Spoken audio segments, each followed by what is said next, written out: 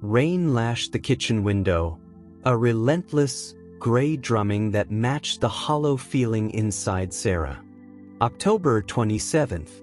The date itself felt heavy, damp, like the decaying leaves plastered to the sidewalk outside her tiny Brooklyn apartment.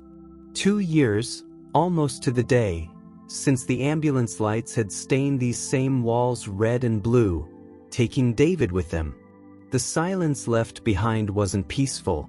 It was a vast, echoing space she still hadn't learned how to fill. She traced a finger over the cold rim of her untouched coffee mug, the steam long gone. Just like everything else. Outside, past the blurry pane, the world moved in muted shades. People hurried under umbrellas, heads down against the wind. A city alive, yet she felt utterly separate, adrift in her own quiet ocean of grief. She'd tried the things you're supposed to do, therapy, support groups, forcing herself to see friends. But the profound sense of absence, it clung like the damp chill seeping through the old window frame.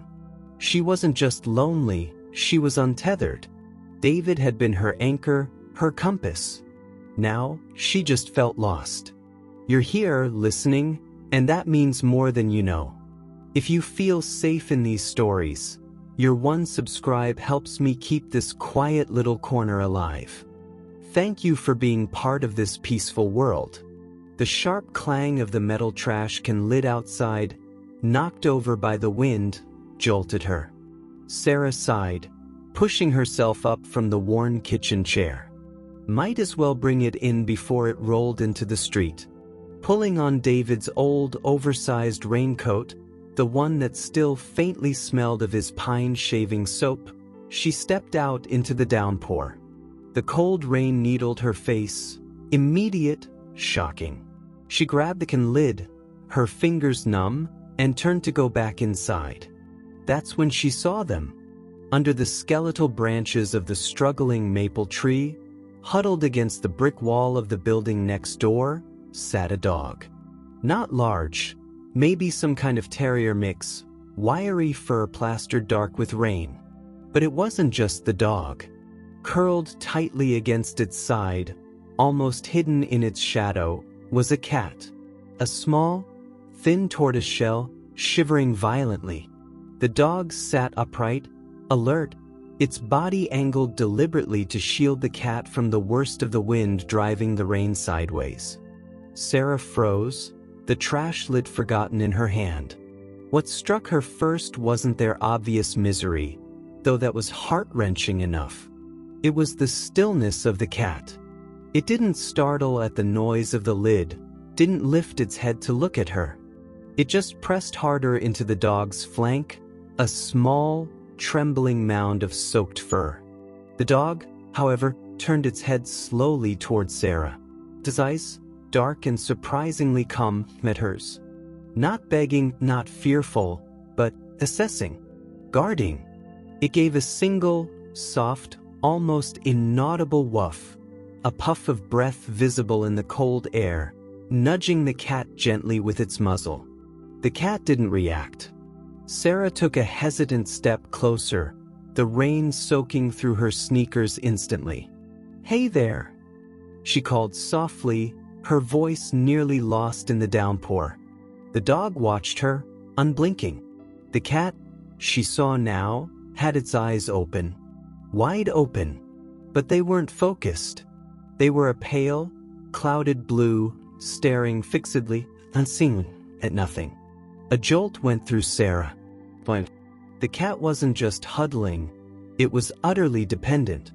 Its small head tilted slightly, listening intently to the world it couldn't see. Its ears, ragged at the tips, twitched with every sound, the splash of a car, the distant siren, Sarah's own breathing. It flinched when a gust of wind shook the tree, sending a cascade of icy water down. Immediately, the dog shifted, leaning its body more fully over the cat, absorbing the deluge itself. A low, continuous rumble, almost a purr but deeper, emanated from the dog's chest. Comforting. Reassuring. Sarah crouched down, slowly, keeping her distance but needing to see. The cat's fur, where it wasn't matted with mud and rain, was a chaotic mosaic of black, amber, and cream. One ear had a distinct notch, an old scar. Its ribs were too visible beneath the soaked fur.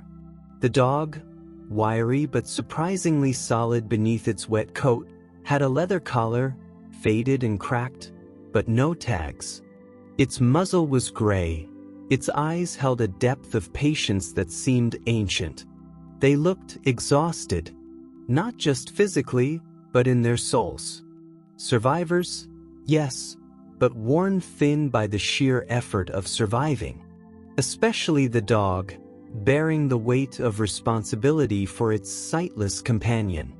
A memory, sharp and unexpected, pierced Sarah's numbness. Holding her hand tightly in the hospital corridor, his face pale but his eyes steady. "I've got you, Sarah. Always." The same fierce, quiet protectiveness she saw radiating from this rain-soaked dog towards its fragile charge. The similarity was a physical ache in her chest. Tears, hot and sudden, mingled with the cold rain on her cheeks. She hadn't cried in months. The grief had fossilized, hard and immovable. But this small tableau of devotion in the storm, cracked something open. She couldn't leave them here. Not in this. Not like this. The thought was clear, cutting through the fog of her own sorrow. She didn't think about her tiny apartment, her lack of pet supplies, her own fragile state. She only saw the blind cat shivering, and the dog, its own legs trembling with cold, refusing to abandon its post. She saw David's eyes in the dog's patient gaze. She saw her own lostness reflected in the cat's unseeing stare. "Okay," Sarah whispered, more to herself than to them. Her voice was thick. "Come on." She slowly extended a hand, palm down, towards the dog. It didn't growl, didn't retreat. It just watched her, its head slightly tilted. The cat, sensing the subtle shift in the dog's posture, pressed even closer, a tiny, plaintive mew escaping it. A sound so small, so full of vulnerability, it shattered Sarah's last reserve. She stood up, moving slowly, deliberately. She opened the basement door just inside the building's entrance, a small, dry storage space, warmer than outside. "Come on," she urged gently, stepping inside and holding the door wide. "It's dry, just come in. Please." The dog looked at her, then down at the cat. It nudged the small creature again, gently, insistently. Then, slowly, stiffly, the dog stood. It didn't bolt for the dry space. Instead, it lowered its head, nudging the cat's flank, urging it up. The blind cat, utterly reliant, pushed itself upright on shaky legs.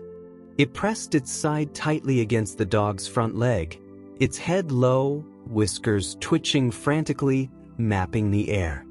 The dog took one slow, deliberate step forward, towards the open door, towards Sarah. The cat, glued to its leg, matched its pace, step for hesitant step, trusting completely in its guide. Sarah held her breath, her heart pounding against her ribs like a trapped bird. Rain streamed down her face, mingling with fresh tears. She watched the dog lead its blind companion, step by painstaking step, out of the storm, across the threshold, and into the dim, dry warmth of the basement entryway.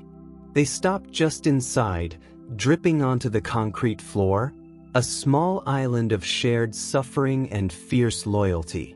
The dog looked up at Sarah, its dark eyes holding hers. Exhaustion, relief, and a question. Sarah closed the door softly, shutting out the roar of the storm. The sudden quiet was profound, broken only by the frantic dripping of water from their fur and the cat's rapid, shallow breathing. The air smelled of wet dog, damp concrete, and something else, something fragile, like hope, or the first fragile thread of a connection Sarah hadn't known she needed.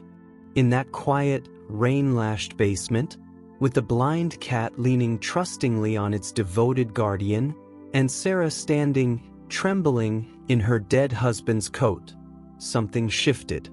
It wasn't loud, it wasn't dramatic. It was the quietest click, deep inside her chest. Like a door, long rusted shut, easing open just a fraction, letting in a sliver of light, and the terrifying, exhilarating possibility of a draft from the outside world. The storm hadn't ended, but a shelter had been found. And for the first time in 2 long years, Sarah didn't feel entirely alone in the dark.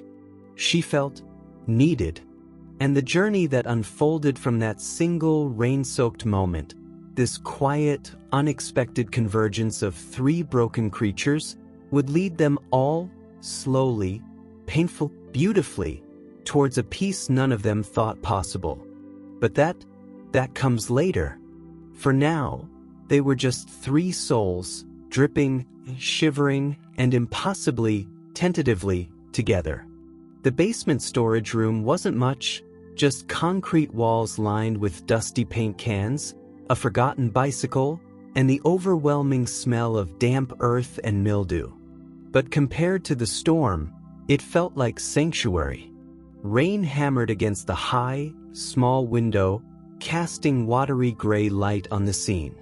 Sarah stood frozen for a moment, watching the 2 creatures drip onto the cold floor.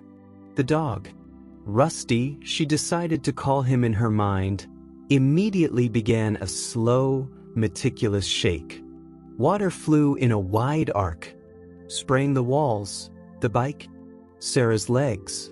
The blind cat, startled by the sudden movement, let out a tiny, high-pitched meow and pressed itself flat against the floor, its clouded eyes wide with unseen panic. "Shoo, it's okay. Just shaking off," Sarah murmured, her voice still thick from crying, but softer now. She moved slowly, deliberately, towards the pile of old towels she kept for wiping muddy boots. She pulled out 2, the thickest, least threadbare ones. "Easy now," she whispered, approaching not the terrified cat, but Rusty first. He watched her, head slightly lowered, but his tail gave a single, tentative thump against the concrete. A flag of cautious truce. She knelt, keeping her movements predictable. "Good boy," she breathed, her voice catching on the unfamiliar warmth of the words. She draped 1 towel over his back, gently, starting to rub. He stood stoically, accepting the ministrations, though a low shiver ran through his frame. His fur was coarse and thick beneath the towel, matted in places with mud and burrs. As she worked, she felt the hard muscle beneath, the ribs too close to the surface, the steady beat of his heart against her knuckles.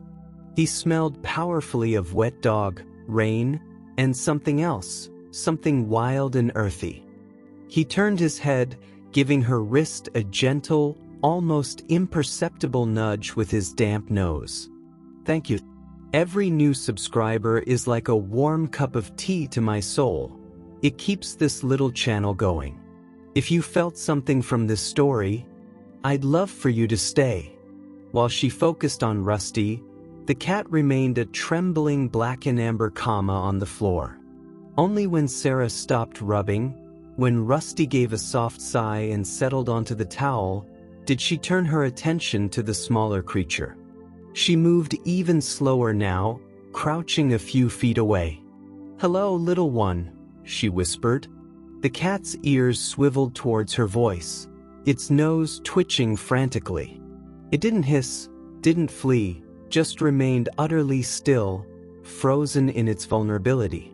Sarah could see its sides heaving with rapid breaths, could see the crust around its pale blue eyes.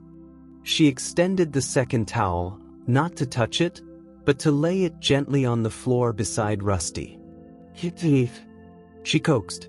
Rusty watched her, then shifted slightly, nudging the edge of the towel with his nose towards the cat. He gave a soft, encouraging whine. It was the gentlest command Sarah had ever witnessed. Slowly, hesitantly, the blind cat uncurled. It stretched one thin paw forward, touching the towel cautiously, then another. Its movements were incredibly deliberate, each step a tiny act of faith.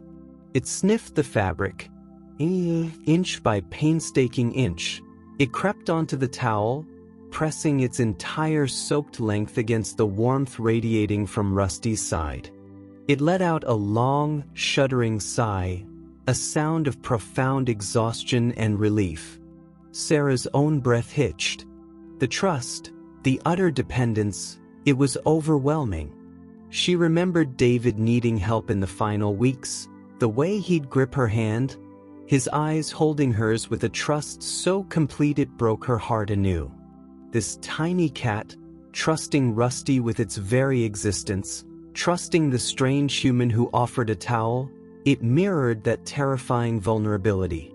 She felt a fresh wave of grief, but this time, it wasn't the suffocating emptiness.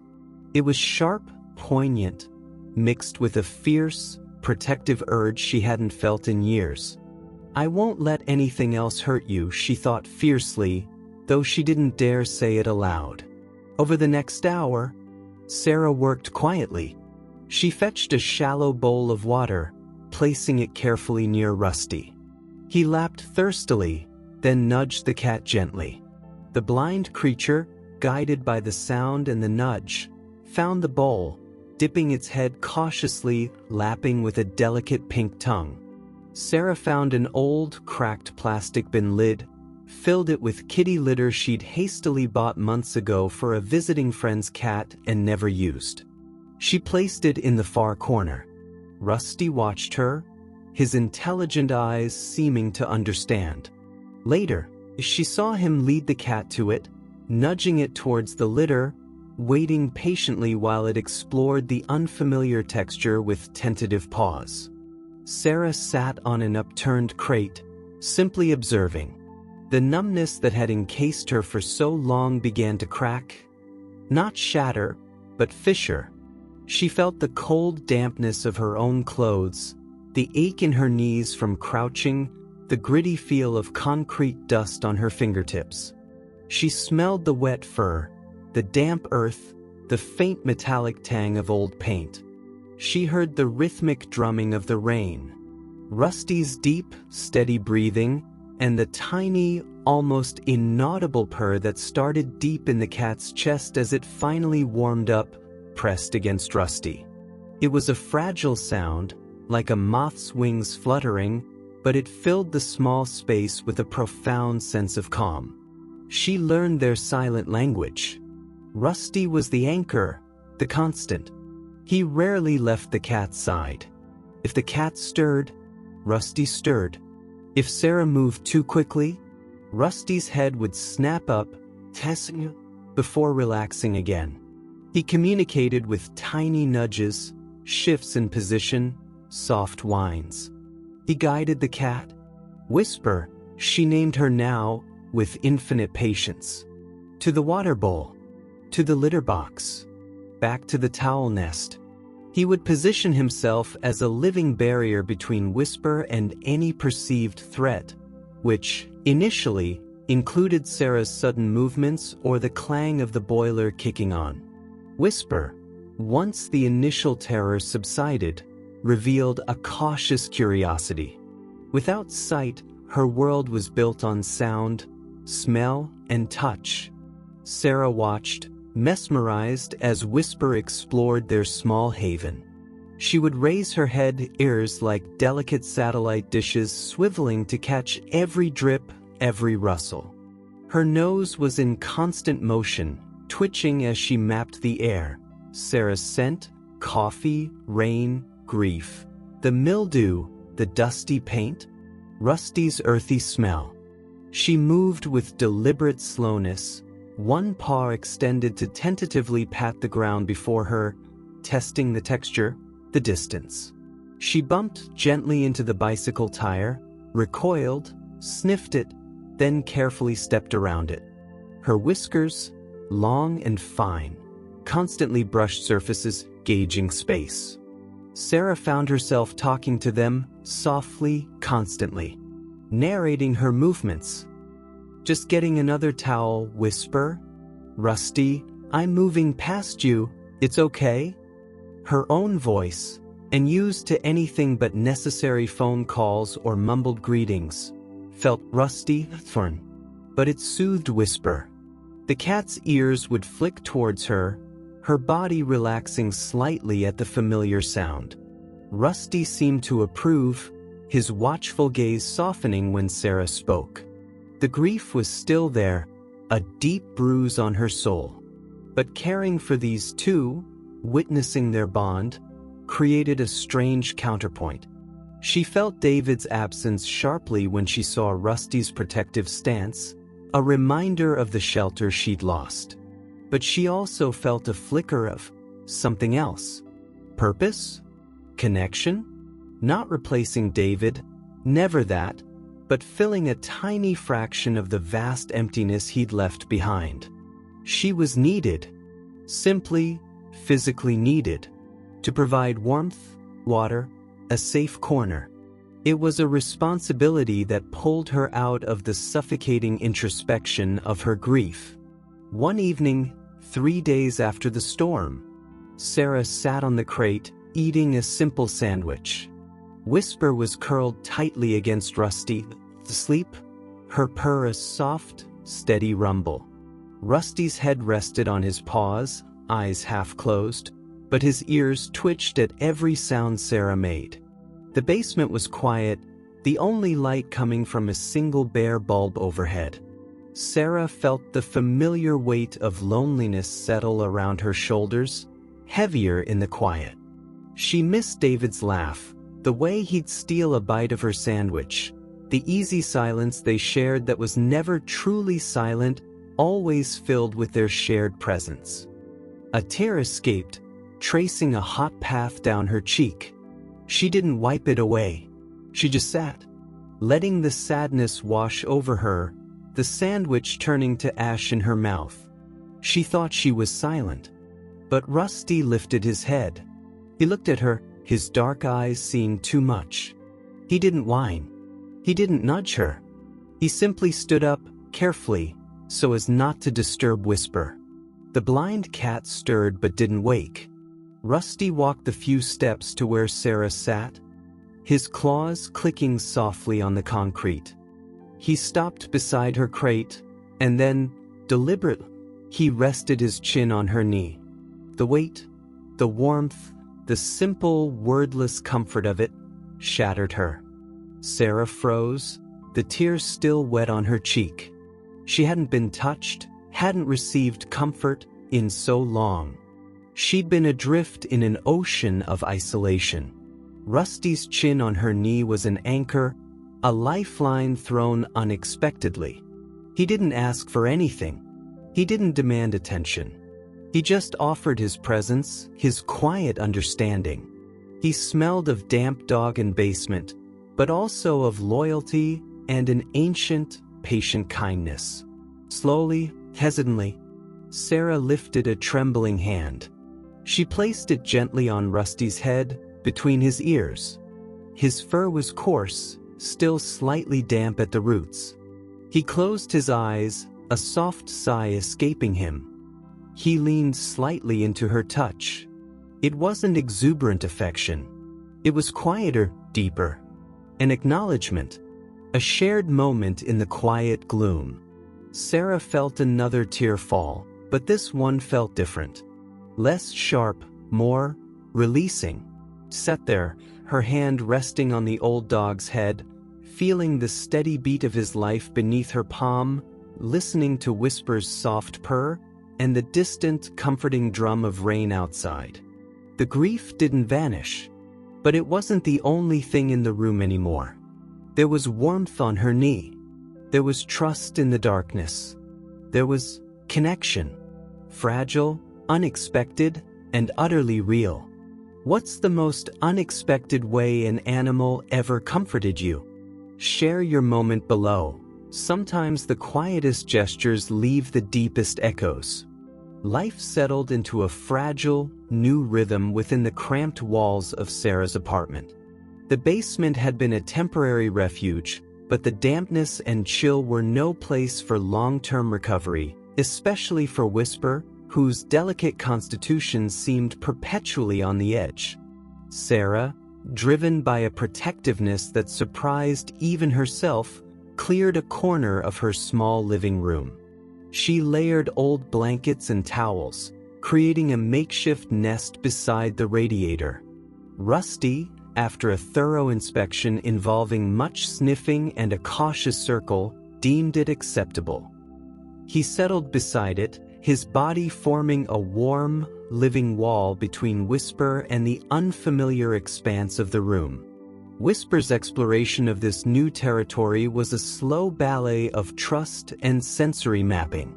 Sarah watched, heart in her throat, as the tiny cat navigated the space tethered to Rusty's presence. A nudge guided her towards the water bowl Sarah kept constantly refreshed. A soft whine redirected her from bumping into the leg of the coffee table.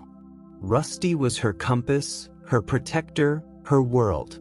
Sarah learned to move deliberately, announcing her presence with soft words before entering a room, keeping furniture static. The chaotic energy of grief that had previously ricocheted inside her began to still, replaced by the quiet intensity of observation and care. If this gentle story brought even a tiny smile or calm to your heart, would you consider subscribing? It helps me keep sharing these soft moments, for you and for anyone who needs peace tonight. Rusty's devotion was absolute, but Sarah noticed subtle shifts as days turned into weeks.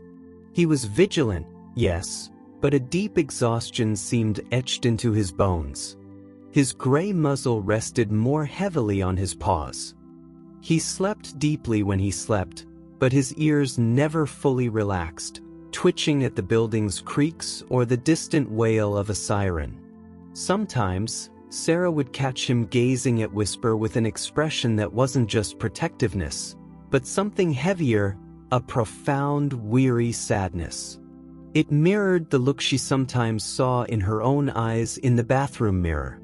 One chilly November afternoon, Sarah sat on the floor near their nest, attempting to gently comb out a stubborn mat in Whisper's fur. The cat tolerated it, her purr a thin, vibrating thread, pressed firmly against Rusty's side. Sarah hummed softly, an old lullaby David used to tease her about. As the tune drifted, Rusty, who had been dozing, suddenly lifted his head. His ears pricked forward, not towards Sarah or Whisper, but towards the far wall of the living room, the wall shared with the building's hallway. He didn't growl, didn't tense aggressively.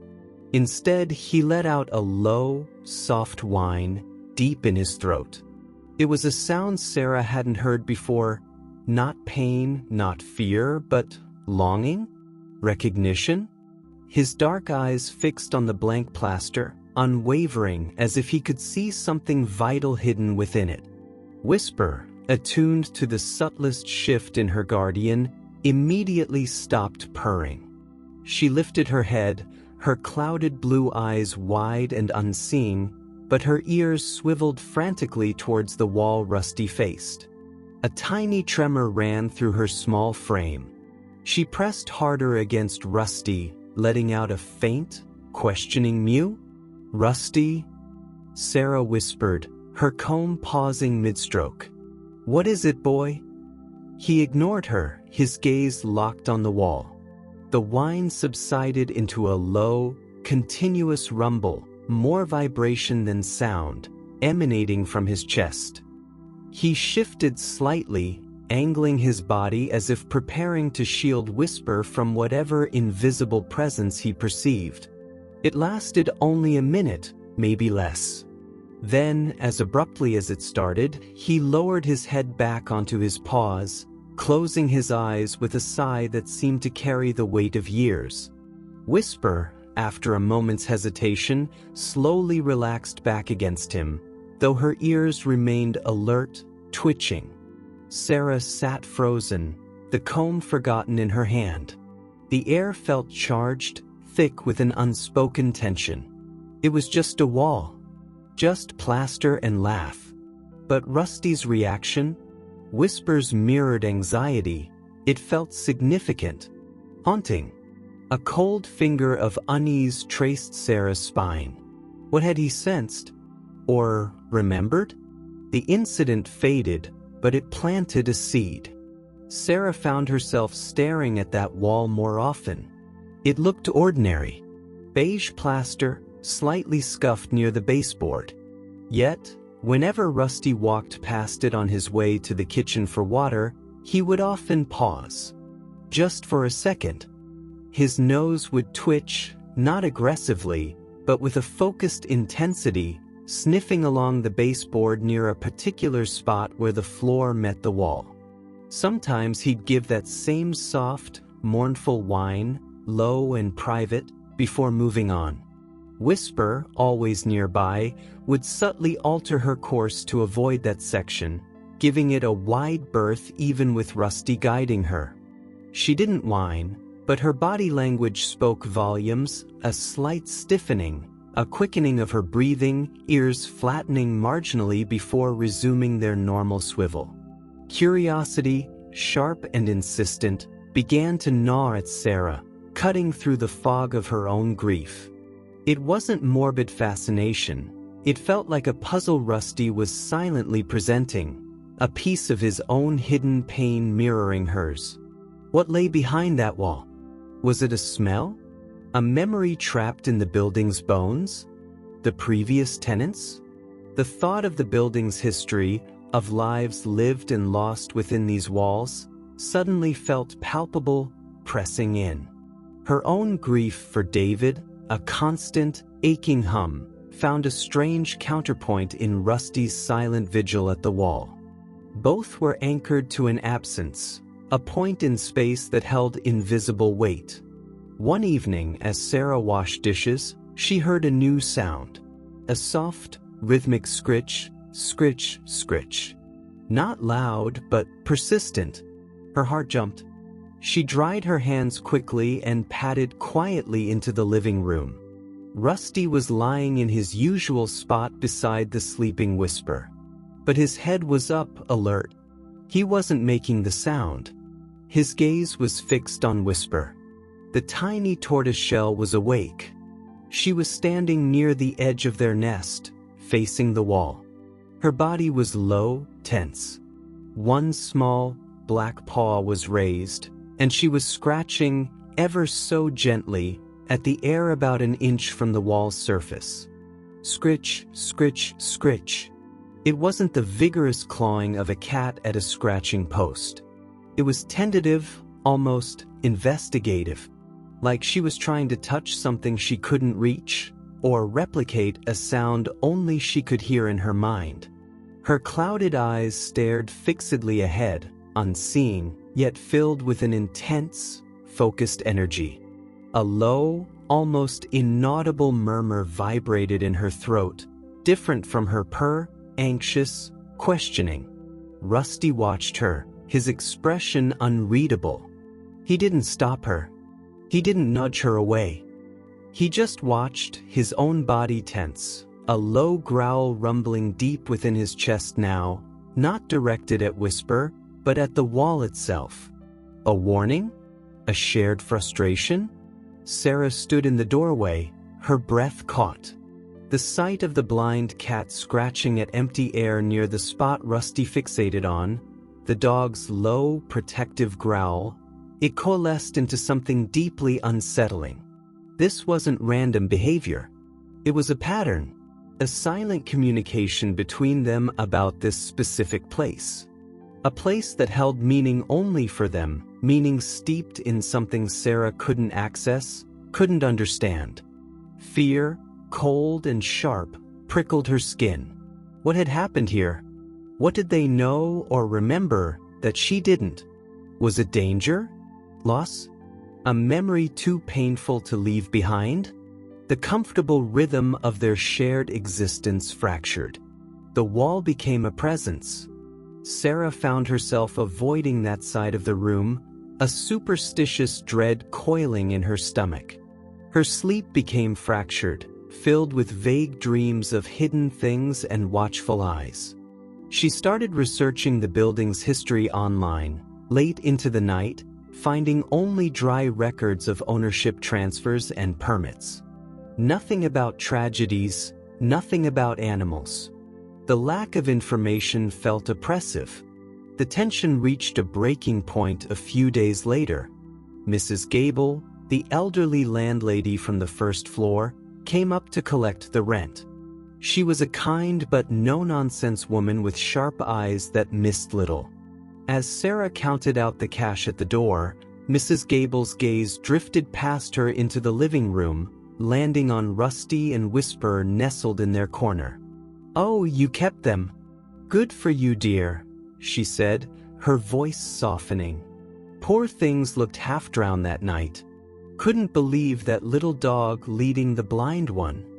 She trailed off, her eyes narrowing slightly as they focused on the wall behind them, the wall. She took a small step forward, peering. "That damp patch seems worse." Sarah turned, following her gaze. Near the baseboard, in the exact spot Rusty sniffed and Whisper had scratched at, was a faint, irregular stain on the plaster. Sarah hadn't noticed it before, or perhaps she dismissed it as old discoloration. But now, under Mrs. Gable's scrutiny, it looked darker, more defined. Almost like a shape? Her throat tightened. "Damp patch?" Sarah asked, her voice sounding strained. Mrs. Gable murmured, stepping fully into the apartment now, drawn by landlordly concern. Rusty immediately stood up, positioning himself squarely between the landlady and Whisper, his body rigid, his tail held stiffly low. He didn't growl, but his dark eyes tracked Mrs. Gable's every move with unnerving intensity. Whisper, sensing Rusty's tension, flattened herself against the blankets, her ears pinned back, a thin whine escaping her. "Oh, don't you worry, pups," Mrs. Gable said absently, bending slightly to peer closer at the stain, oblivious to the animal's distress. "Probably just old seepage from that awful storm. This building, bits of it date back to the 40s, you know. Walls have stories." She tapped the plaster lightly with a knuckle near the stain. It sounded hollow? Sarah wasn't sure. Her own heart was pounding. Rusty took a single, stiff step forward, placing himself directly in front of Mrs. Gable.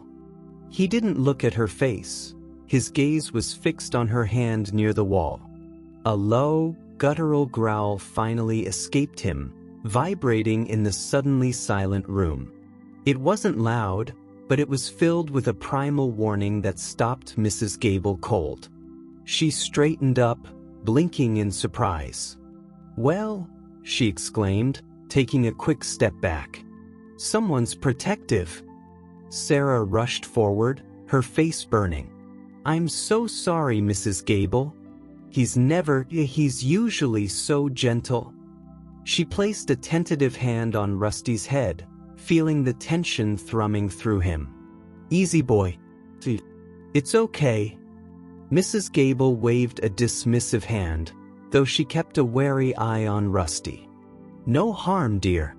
Old dogs get set in their ways. Probably doesn't like strangers near his little charge." She glanced back at the stain. Still, that damp shouldn't be ignored. "I'll send Mr. Henderson up tomorrow to take a look. Might just need a bit of patching." She smiled, but it didn't quite reach her eyes. "Keep an eye on it till then." After Mrs. Gable left, the apartment felt charged with residual electricity. Rusty slowly relaxed, sinking back down beside Whisper, who immediately pressed against him, trembling. Sarah leaned against the closed door, her legs weak. The landlady's words echoed, "Walls have stories. Keep an eye on it." The seed of curiosity had erupted into a thorny vine of anxiety and resolve. The stain. Rusty's fierce protectiveness of that specific spot. Whisper's phantom scratching. The hollow sound. It couldn't be ignored. Mr. Henderson was coming tomorrow.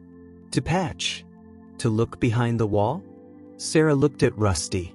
He met her gaze, his eyes deep pools of weary knowing. He gave a soft whine, his gaze flicking towards the wall, then back to her. It wasn't fear she saw now. It was urgency. A silent plea. The comfortable shelter they'd built was cracking. Something hidden, something tied to the silent suffering in Rusty's eyes and Whisper's instinctive fear, was demanding to be seen. The mystery of the wall was no longer background noise. It was a door rattling on its hinges, and Sarah knew, with a cold certainty, that she couldn't leave it closed. Not for Rusty. Not for Whisper. And perhaps not for herself. The piece they tentatively found was about to be tested. The ghosts in the plaster were stirring. Has your pet ever fixated on something invisible to you? What secrets do you think our animal companions sense that we miss? Share your thoughts below. Sometimes the quietest observers hold the deepest truths. The night before Mr. Henderson's inspection crawled by like cold tar. Sarah barely slept. Every creak of the old building felt like a footstep. Every gust of wind against the windows sounded like probing fingers on plaster. Rusty was restless too, pacing short circuits around the nest before settling back beside Whisper, only to rise again moments later, his ears pricked, his gaze locked on the wall. Whisper, sensing his disquiet, remained unnaturally still, her clouded eyes wide open, her tiny body tense against his flank. The low, continuous rumble in Rusty's chest was less a purr now, more a vibration of barely contained dread. The air in the small apartment thickened with unspoken fear, a shared anticipation of something hidden about to be forced into the light. Sarah felt it coil in her own stomach, cold and sharp. She'd opened a door by letting them in, and now, it seemed, she was about to open another, one she wasn't sure she was ready to face. Mr. Henderson arrived mid-morning, a bear of a man with kind eyes and hands permanently stained with grout. He carried a toolbox that clanked ominously as he set it down in the hallway. "Morning, Sarah. Just hear about that damp spot Mrs. Gable mentioned." His voice was cheerful, booming in the tense silence. Rusty was instantly on his feet, a low growl rumbling deep in his chest, a sound Sarah had never heard him make towards a person before. He positioned himself squarely between the handyman and the living room, his body rigid, hackles slightly raised along his spine. Pressed low in the nest, let out a thin, terrified whine, her ears flat against her skull. "Whoa there, fella," Mr. Henderson said, holding up a placating hand, his smile faltering. "Easy now. Just here to fix the wall." "It's okay, Rusty," Sarah murmured, her voice tight. She stepped forward, placing a trembling hand on the dog's tense shoulders. She could feel the tremor running through him. "He's just protective, especially of that spot." She nodded towards the wall, the faint stains seeming darker, more accusing in the daylight filtering through the window. Mr. Henderson looked from Rusty to the wall, then back to Sarah, his expression shifting from surprise to thoughtful concern. "Protective of the wall? That's unusual." He moved slowly, deliberately. keeping his body angled away from Rusty, his gaze now fixed on the stain. He knelt, ignoring Rusty's intensified growl, and ran a calloused finger over the plaster. Feels cool. Definitely damp. He tapped it lightly, then harder.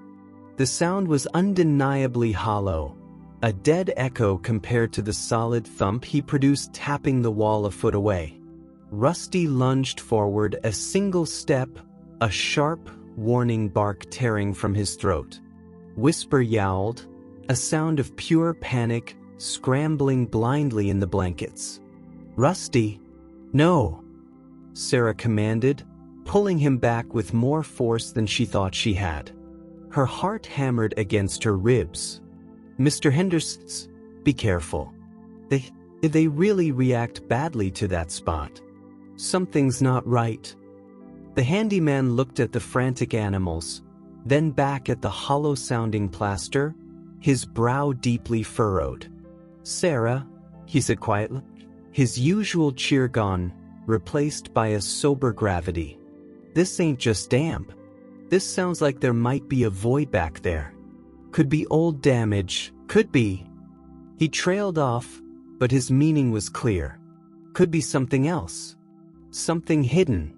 He stood up, wiping his hands on his trousers. "We need to open this up. Just a small section. See what's going on. It could be structural, or it could be holding moisture that'll cause worse problems." He looked at Rusty, who was still quivering with tension, a low whine now mixing with the growl. "I can do it quick, but maybe you could take them into another room?" Sarah looked at Rusty, at the raw fear and protectiveness blazing in his eyes. She looked at Whisper, trembling violently, utterly reliant on the dog who was radiating distress. Taking them away felt like a betrayal. This was their mystery, their pain point. They had to be here. "No," she said, her voice surprisingly steady. "They need to stay. Just do it quickly. Please." Mr. Henderson hesitated, then nodded. He opened his toolbox, the clatter of metal making Whisper flinch and Rusty snarl. He selected a small pry bar and a hammer. "Stand back with them, Sarah. Just in case." Every time someone subscribes, it's like another little light turns on in this peaceful corner of YouTube. If this story touched you tonight, please stay with me. I'd love to share more soft, sleepy cat tales with you. Sarah sank to her knees beside the nest, wrapping one arm around Rusty's trembling body, the other hovering protectively near Whisper. She murmured soft nonsense, trying to soothe them, trying to soothe herself. "It's okay, it's okay." Her own breath came in short, sharp gasps. Mr. Henderson positioned the pry bar carefully against the plaster near the stain, near the hollow sound. He raised the hammer.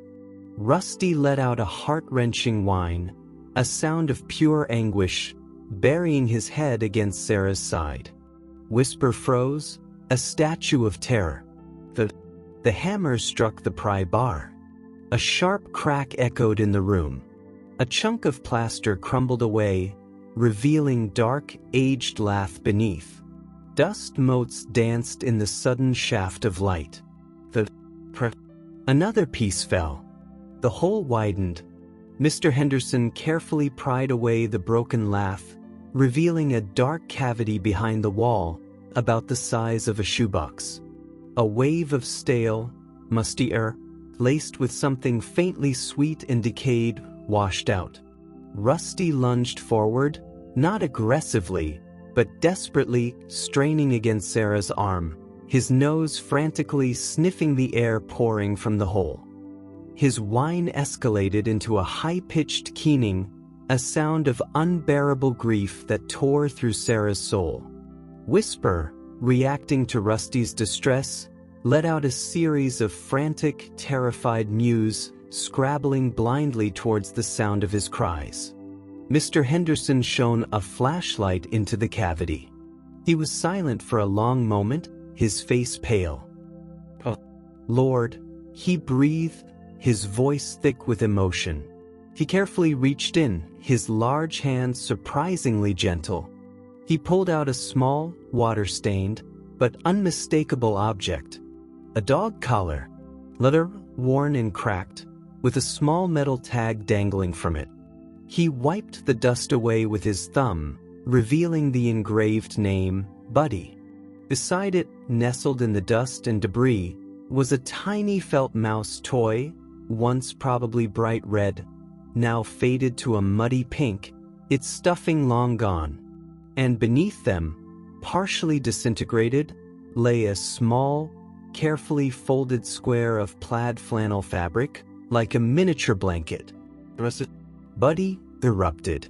He tore free from Sarah's slackened grip. He didn't bark, didn't growl. He threw himself at the hole, his front paws scrabbling at the broken plaster, his nose thrust deep into the cavity, inhaling desperately, whimpering, a torrent of guttural, heartbreaking sounds pouring from him. He nosed frantically at the collar, the mouse, the scrap of flannel Mr. Henderson had placed on the floor, his entire body racked with tremors. It was the rawest display of grief Sarah had ever witnessed, primal, consuming. Whisper, utterly lost without her guide, disoriented by the noise and dust and Buddy's overwhelming distress, stumbled blindly towards the commotion. Her tiny paws touched the scattered plaster debris. She flinched, but kept moving, driven by the sound of Buddy's anguish. She bumped against his heaving flank. Then, slowly, deliberate, she climbed. She climbed onto Buddy's back, her claws catching slightly in his fur, her movements clumsy but determined. She didn't stop until she reached his shoulders, where she settled, pressing her small body flat against the back of his neck, her face buried in his fur. And then, the sound emerged from her, cutting through Buddy's keening. Not a mew, not a purr. A soft, high-pitched, unwavering trill. A sound of pure, fierce comfort. A sound a mother cat might make to soothe her kittens. She nuzzled him, licking compulsively at the fur behind his ear, her small body vibrating with the intensity of her offering. Sarah watched, frozen, tears streaming unchecked down her face. The sight shattered her. The big, weary dog, broken by the rediscovery of a past loss, symbolized by a collar and a worn toy, and the tiny blind cat, offering the only comfort she knew, climbing onto him, anchoring him, mothering him in his moment of utter desolation. The flannel scrap, a pathetic little bed, spoke of a small life cherished and lost. It mirrored her own world with devastating clarity. Buddy, losing whoever wore that collar, losing the little life represented by the mouse and the flannel. His grief, as deep and ragged as her own for David. And Whisper, blind and vulnerable, yet instinctively offering comfort, just as Sarah had tried to do for David in his final days, offering presence. Touch, a fragile anchor in the storm. The parallel was breathtaking, brutal, and beautiful. A sob ripped from Sarah's throat, raw and guttural. She hadn't cried like this, not since the hospital, not since the crushing finality of David's last breath. The dam holding back 2 years of fossilized grief burst. She crumpled forward onto the dusty floor, her body convulsing with the force of it. She cried for David, for the agonizing emptiness, for the future they'd planned, now dust. She cried for Buddy, carrying this hidden pain, this loyalty to a ghost. She cried for Whisper, blind and dependent, yet possessing this profound capacity for empathy.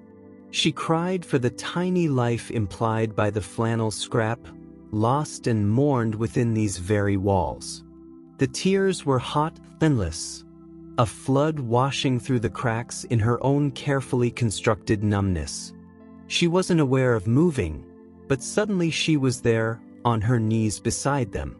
Buddy had sunk down, exhausted, his head resting on the floor near the artifacts of his past, his great body still trembling, his whines reduced to soft, hitching breaths. Whisper remained plastered to his neck, her trilling softer now, a continuous, soothing murmur, her tiny tongue still making small, comforting licks on his fur. Sarah reached out, not to take the collar, not to intrude, but to touch. One hand rested gently on Buddy's heaving side, feeling the frantic beat of his heart beneath her palm.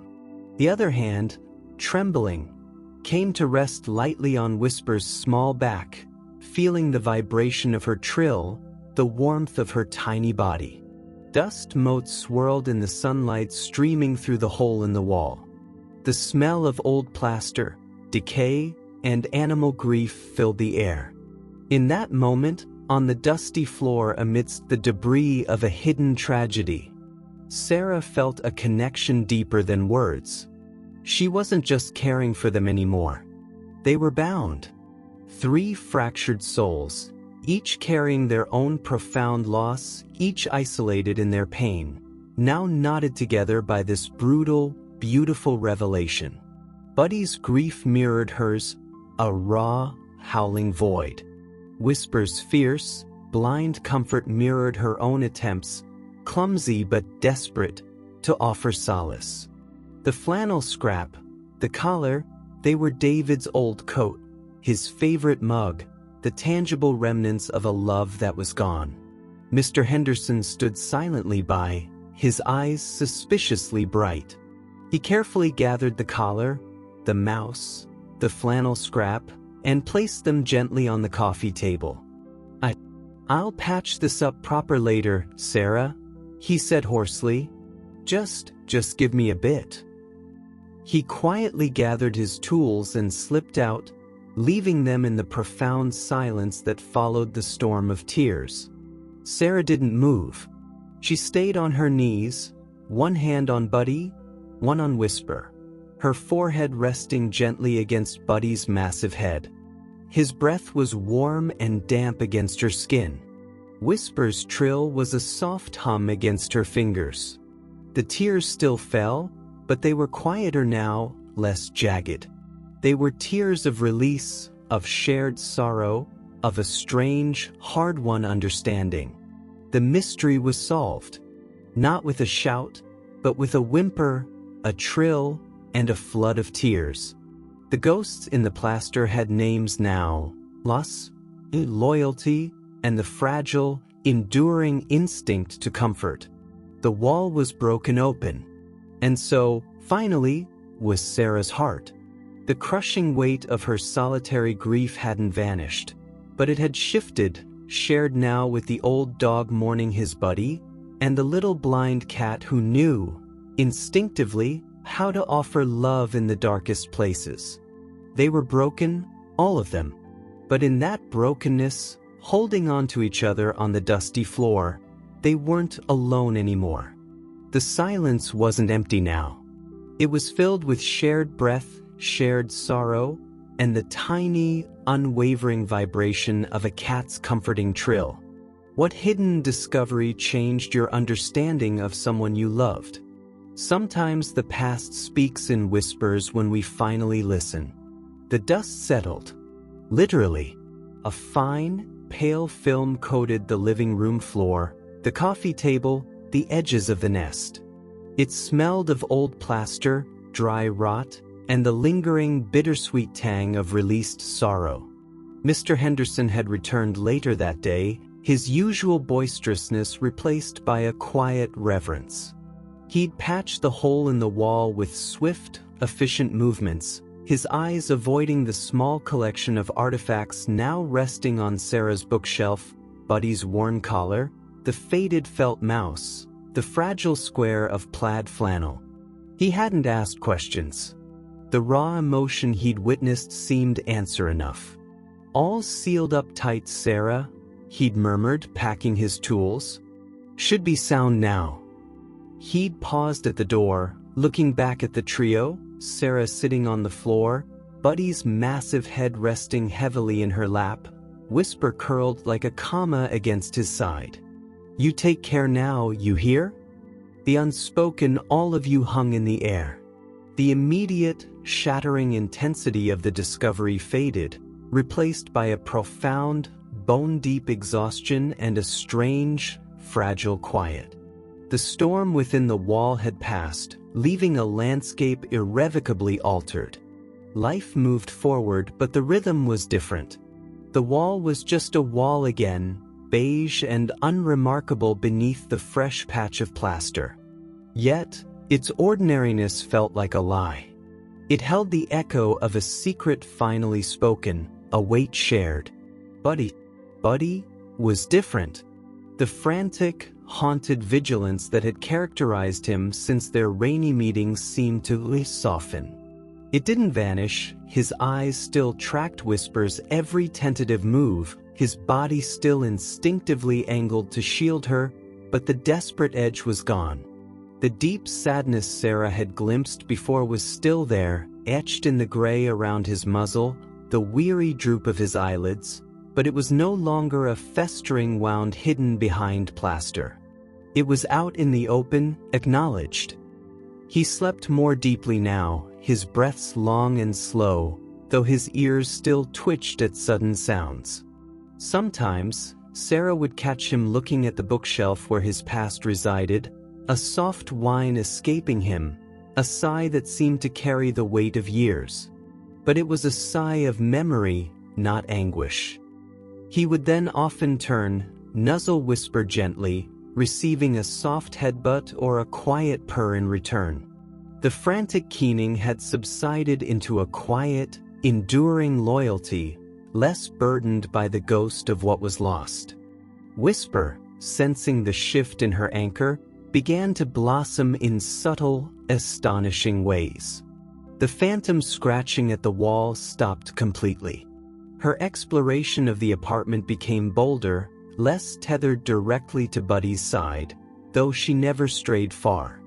She learned the sound of Sarah's specific footsteps, differentiating them from neighbors in the hall. She mapped the furniture with whiskers and paws, navigating around the coffee table leg with increasing confidence, discovering the sun-warmed patch near the radiator as her new favorite spot.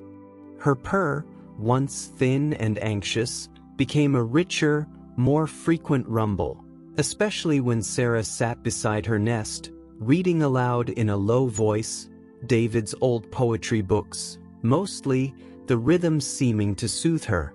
She started to play. Tentatively at first, batting at a shoelace Sarah dangled, her movements clumsy but earnest.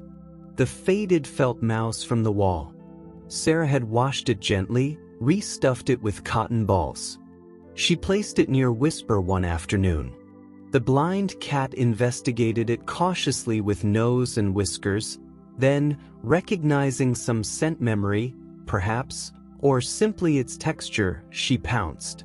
Not with the frantic energy of a sighted cat, but with a focused, joyful determination, batting it, chasing its faint rustle across the floor, her tail held high in a question mark of pure feline delight.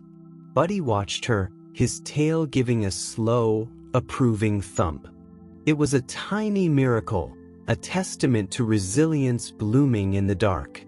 Every new subscriber is like a warm cup of tea to my soul. It keeps this little channel going. If you felt something from this story, I'd love for you to stay. Sarah's own grief didn't disappear. How could it? David's absence was still a vast, echoing space in her heart, in the apartment, in her life. But its texture had changed. The crushing, suffocating weight had fractured under the shared catharsis with Buddy. It was still heavy, still painful, but it was no longer monolithic. It had become integrated. She found herself talking to David again, not in the desperate, unanswered pleas of the first year, but in quiet updates. You should see Whisper, David. She chased a mouse today. Toy one, but still. She's so brave. Buddy sighs like an old philosopher. I think he'd have liked you. She'd touch his coat, still hanging by the door, not with the sharp pang of yesterday, but with a softer ache, a recognition of the love it represented, a love that hadn't vanished, just transformed. Her daily routines centered around them now, not as burdens, but as anchors. Mornings began not with staring at the ceiling in despair, but with the soft jingle of filling food bowls, the sound of Buddy's tail thumping against the floor, Whisper's insistent cue, signaling she was awake and ready for her guided trip to the litter box. Sarah discovered the rhythm of their needs. Buddy's slower, stiffer walks around the block, where he sniffed the air with a contemplative air, no longer scanning frantically for threats. Whisper's meticulous grooming sessions, her sandpaper tongue rasping over black and amber fur. The quiet hour after lunch where all three often dozed, Sarah in her armchair, Buddy sprawled at her feet, Whisper curled on his flank, a small, purring furnace. She took them to the vet. Buddy was older than she'd thought, maybe 12 or 13, with creaky joints and a slightly murky past revealed by old scars beneath his fur, but a strong heart. Whisper's blindness was congenital, the vet confirmed, but otherwise, she was surprisingly healthy, thriving under the care and stability. She's bonded deeply with the dog, the vet remarked, watching Whisper press herself against Buddy's leg in the unfamiliar room, her nose twitching furiously. That kind of interspecies dependency, it's special. Rare. Sarah just nodded, her throat tight. She knew. She felt it. One crisp December afternoon, snow dusting the Brooklyn rooftops outside, Sarah sat on the floor beside their nest, now upgraded to a proper, plush bed Buddy had finally deigned to use. Whisper was batting her restuffed mouse with focused glee near the radiator. Buddy watched her, his chin resting on his paws, a look of profound contentment in his dark eyes. Sarah held the small square of plaid flannel. She'd carefully washed it too, revealing faded blues and greens. It was soft, fragile. She traced the pattern with her finger. Who had it belonged to? A kitten Buddy had cared for? A smaller companion he'd lost? She'd never know. The mystery remained, but it no longer felt like a haunting. It felt like a part of Buddy's story, a chapter acknowledged, folded gently away. She looked at Buddy, then at Whisper, then down at the flannel scrap in her hand. A quiet certainty, warm and solid, settled in her chest. This wasn't temporary. This alley-found family wasn't just weathering a storm together. They were building a harbor. Okay, she whispered, the word barely audible, yet it felt like a vow spoken into the peaceful quiet of the room. Buddy's ears flicked towards her. Whisper paused her play, head tilted, listening.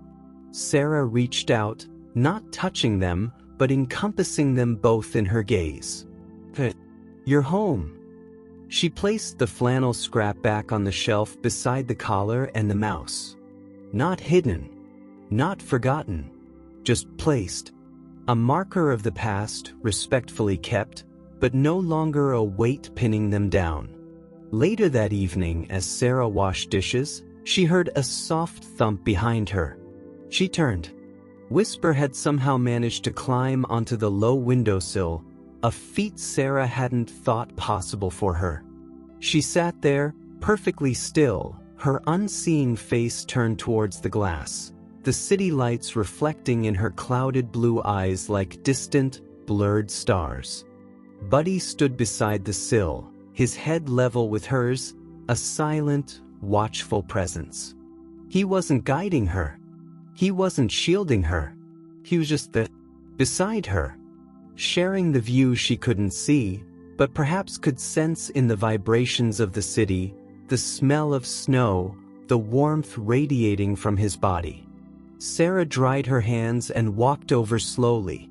She stood beside Buddy, mirroring his posture, looking out at the snow-dusted street below. She didn't touch Whisper. She didn't speak. She just stood there, in the quiet companionship of her unlikely family. The radiator hissed softly. Whisper's tail gave a slow, contented flick. Buddy leaned his weight ever so slightly against Sarah's leg. Outside, the world was cold and bright. Inside, in their small, imperfectly patched corner of Brooklyn, it was warm. The storm that had brought them together had passed. The ghosts had been acknowledged. The silence wasn't empty anymore. It was filled with the rhythm of 3 hearts, beating in the quiet dark, learning the shape of peace, one slow, shared breath at a time. They were broken, but they were broken together.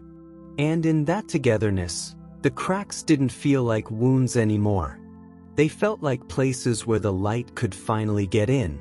What everyday object holds a quiet story in your own life? Sometimes the smallest things carry the deepest echoes of love and loss. Share yours below.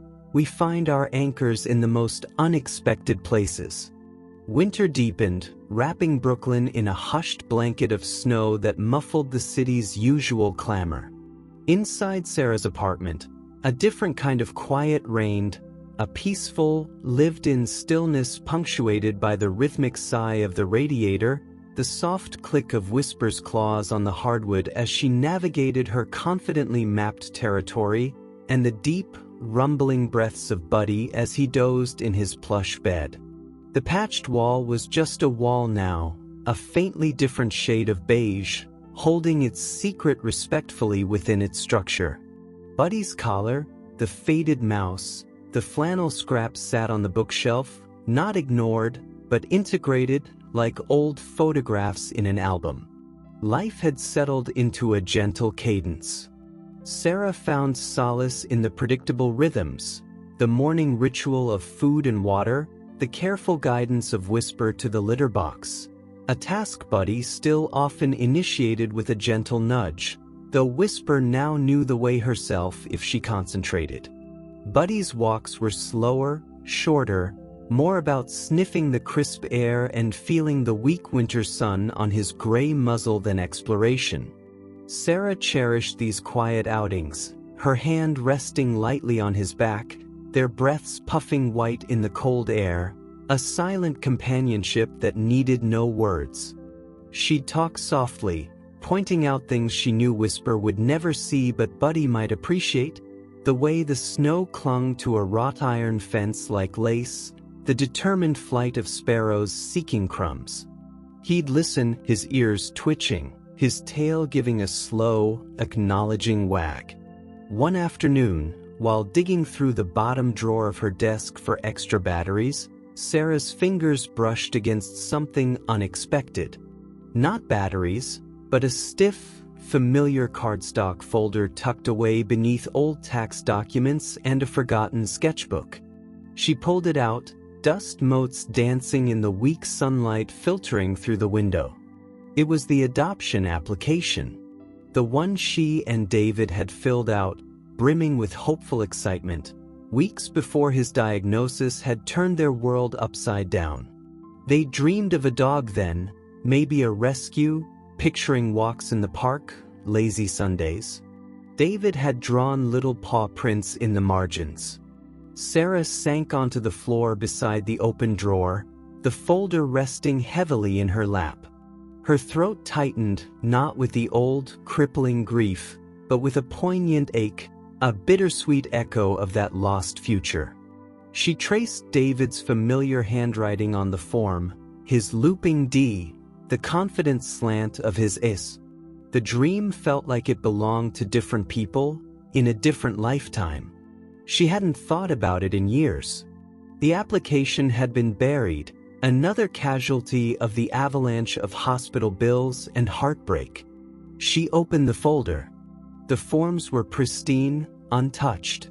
Stapled to the front page was a small, yellow sticky note she hadn't noticed before, hidden beneath the paperclip. David's handwriting again, smaller, perhaps scribbled later. Sarah saw the gray-faced guy at the shelter today.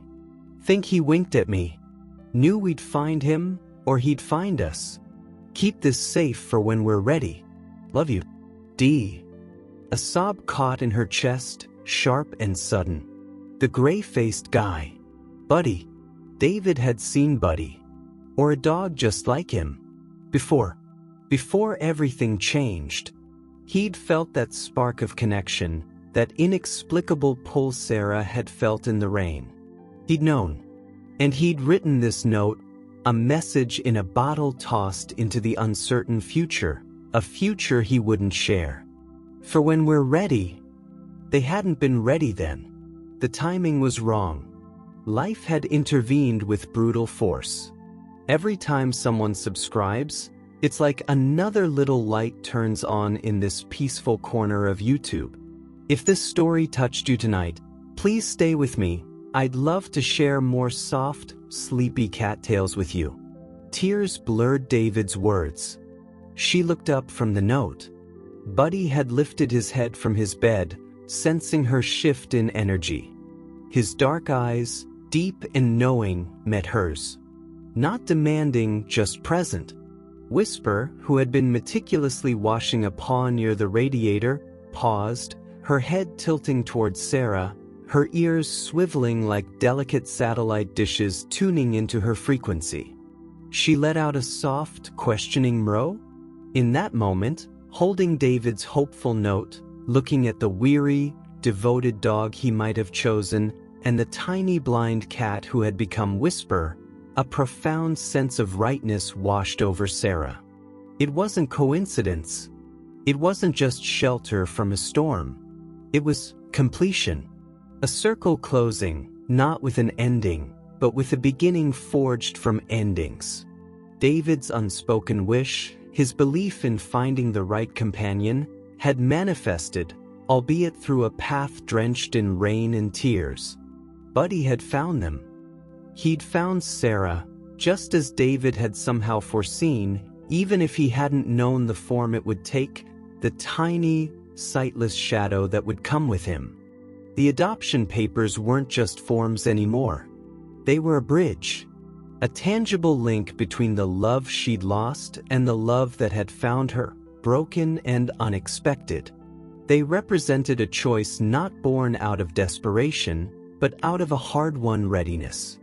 She was ready to make it official, to declare to the world and, more importantly, to herself, that Buddy and Whisper weren't temporary refugees. They were family. Her family. The decision felt less like a step and more like a settling, a sigh of relief after holding a breath for too long. She filled out the forms with a steady hand, her signature firm on the lines designated for the adopter. For Buddy, she wrote his chosen name clearly, Buddy. For Whisper, she inscribed, Whisper, and underneath, in parentheses, Little Light. Because that's what she was, a small, brave beacon in the dark. A few days later, the official adoption certificates arrived in a crisp envelope. Sarah didn't frame them immediately. Instead, one quiet evening, after Buddy had lumbered back from his slow constitutional and Whisper had finished her meticulous post-dinner wash, Sarah gathered them near their nest. Buddy settled with a groan, his chin on his paws. Whisper, sensing the focus, patted over and curled against his side, her purr starting up like a tiny engine. Sarah held up the certificates. Listen up, you two, she said, her voice thick with emotion but clear. It's official. She read them aloud, slowly, deliberately, letting the words hang in the warm, quiet air. This certifies that Buddy is legally adopted by Sarah Evans. This certifies that Whisper is legally adopted by Sarah Evans. Buddy's tail gave a single, heavy thump against the floor. His eyes, half closed, seemed to hold a deeper contentment, a final relaxation of an ancient vigilance. He understood belonging. He understood home. Whisper, perhaps sensing the shift in Sarah's voice, the gravity of the moment, stopped purring. She lifted her head, her clouded blue eyes seeming to look past Sarah, towards the sound. Then, with a grace that always surprised Sarah, she stood up. She stepped carefully over Buddy's foreleg, walked the short distance to where Sarah sat on the floor, and gently, deliberately, butted her head against the papers Sarah held. Not against Sarah's hand, but against the documents themselves. A soft bump, then another. It wasn't a demand for attention. It felt like an acknowledgement. A tiny, blind cat putting her seal of approval on the contract that bound them. This is us. This is home. Sarah laughed, a sound that startled even herself, light, genuine, free of the old shadows. Tears welled, but they were warm, cleansing. She lowered the papers and scooped Whisper up gently, cradling the small, warm body against her chest. Whisper immediately resumed purring, a loud, resonant rumble vibrating against Sarah's heart. Buddy heaved himself up, shuffled closer, and rested his massive head in Sarah's lap, his sigh a deep exhalation of pure peace.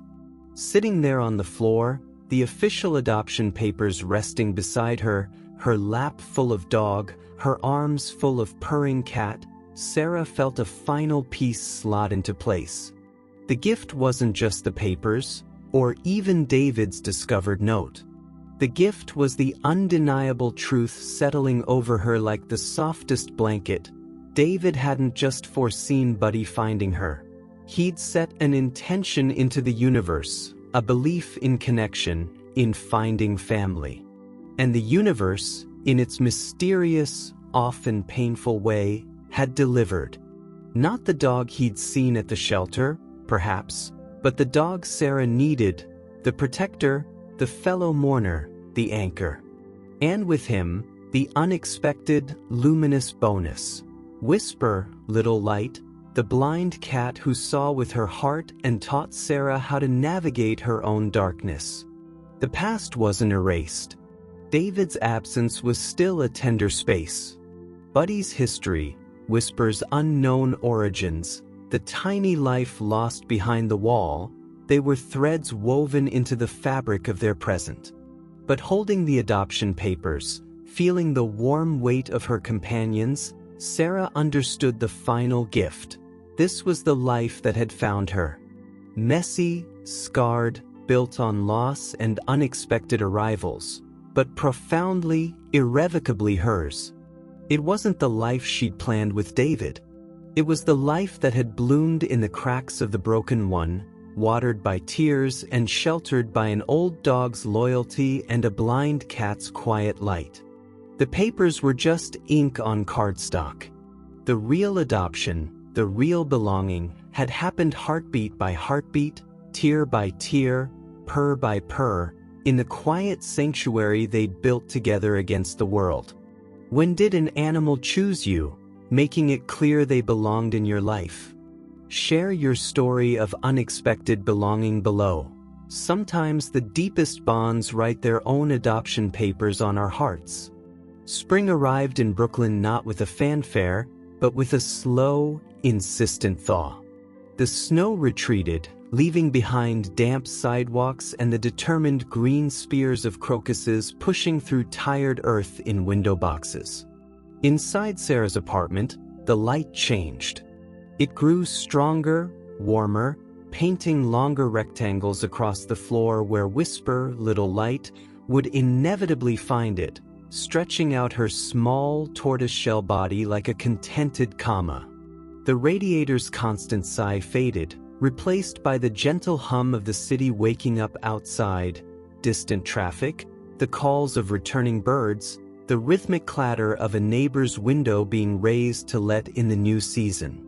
Life had settled, not into stillness, but into a profound, resonant rhythm. The adoption certificates hung framed now, not ostentatiously, but quietly, meaningfully, on the wall near their nest, The good wall, Sarah thought with a wry smile. Buddy's collar, the faded mouse, the plaid flannel scrap remained on the bookshelf, dusted occasionally, touched with a reverence that acknowledged their place in the tapestry, but didn't cling. They were part of the story, not the whole story anymore. Sarah watched them, her unlikely family, bathed in the late afternoon sun. Buddy lay sprawled on his plush bed, his gray muzzle resting on his paws, eyes closed in deep, untroubled sleep. The deep lines of worry that had once seemed permanently etched around his eyes had softened. He still moved with the stiffness of age, his walks shorter, his naps longer, but the frantic vigilance, the weight of hidden grief, had lifted. He snored softly, a rumbling counterpoint to the city's distant pulse. He was home. He was safe. He was hers. Whisper, ever attuned to the warmth, had migrated from her sunny patch.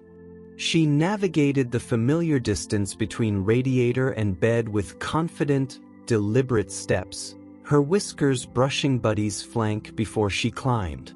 Not onto his shoulders now, but curled herself neatly into the curve of his belly, a small, dark and amber moon orbiting his steady planet.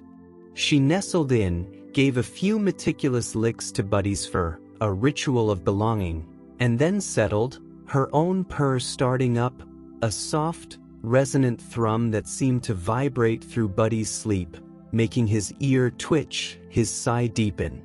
He shifted infinitesimally, not to dislodge her, but to cradle her closer. A gesture of pure, unconscious guardianship. Sarah's heart swelled, a feeling so vast and quiet it threatened to spill over. This was the peace they'd found. Not the absence of pain, not the erasure of loss, but the creation of something tender and resilient in the spaces left behind.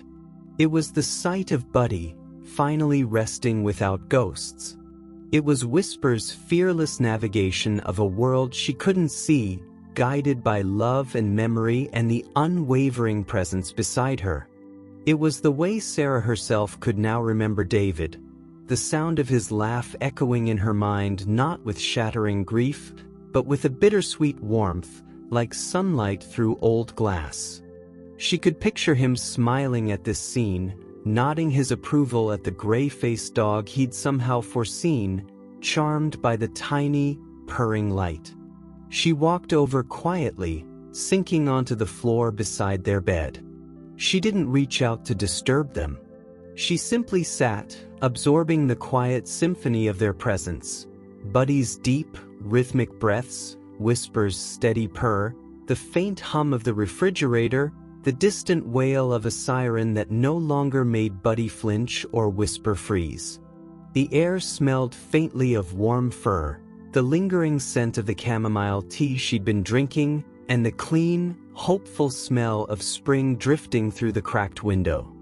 I don't know who needed to hear this, but if you're listening alone tonight, know I made this story for you. Subscribe if you want more comfort like this. This journey, from the rain-lashed despair of that October afternoon to this sun-drenched moment of quiet contentment, hadn't been about fixing broken things. It hadn't been about replacing David or erasing Buddy's past or giving Whisper sight.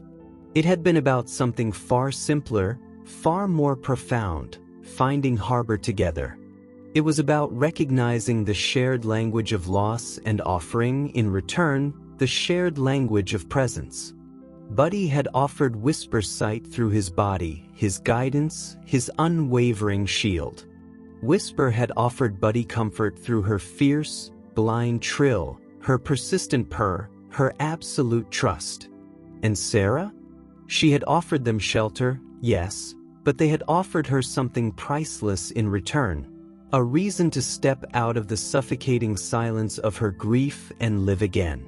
They had taught her that love wasn't a finite resource, diminished by loss, but a wellspring that could refill in the most unexpected places, fed by new connections, new responsibilities, new purrs echoing in the quiet. Peace wasn't a destination reached after the storm. It was the act of holding on in the dark. It was the warmth of a small body pressed close, trusting you completely. It was the steady weight of a head resting in your lap, an anchor against the currents of memory. It was learning to navigate the world by different senses, by the sound of a purr, the smell of old dog and sunshine, the feel of a tiny head bumping against adoption papers, the shared breath in a quiet room. Sarah looked at them, the old dog who had carried his grief like a hidden stone until it was unearthed and held, the blind cat who saw the world with her heart and illuminated the dark corners, and herself, the woman who had been adrift until they became her compass. They were a family forged not by blood, but by rain, by plaster dust, by tears, and by the quiet, persistent courage to offer comfort when comfort seemed impossible. They were proof that healing wasn't a solitary climb, but a path walked together, one tentative, trusting step at a time, guided by the softest light in the deepest dark. The sun dipped lower, painting long, golden fingers across the floor, gilding Buddy's gray muzzle, setting Whisper's tortoiseshell fur ablaze. Sarah didn't move. She stayed, breathing in the peace they had built, stitch by fragile stitch. The city's hum was a lullaby now. Buddy sighed in his sleep. Whisper's purr deepened, a soft, unwavering vibration against his side, a promise whispered into the warmth. This was their story. Not a fairy tale, but a true story. A story of broken things finding wholeness not in perfection, but in the way their jagged edges fit together. A story of sight found not through eyes, but through loyalty. A story of home built not on foundations of certainty, but on the quiet, unshakable rock of shared presence. It was a story that ended not with an ending at all, but with a quiet continuation. A breath, a purr, a shared warmth in the gathering dusk. A peace, hard-won and deeply cherished, settling over them like the softest blanket, whispering that even after the darkest storms, the light finds a way in. And sometimes, the most profound light arrives blind, led by an old dog with a weary heart, finding its way home. You stayed till the end. Thank you. If it felt like a soft hug or a warm purr in your heart, subscribing lets me bring you more moments like this. What unexpected anchor holds your world together? Share below. Your story might be someone else's quiet harbor.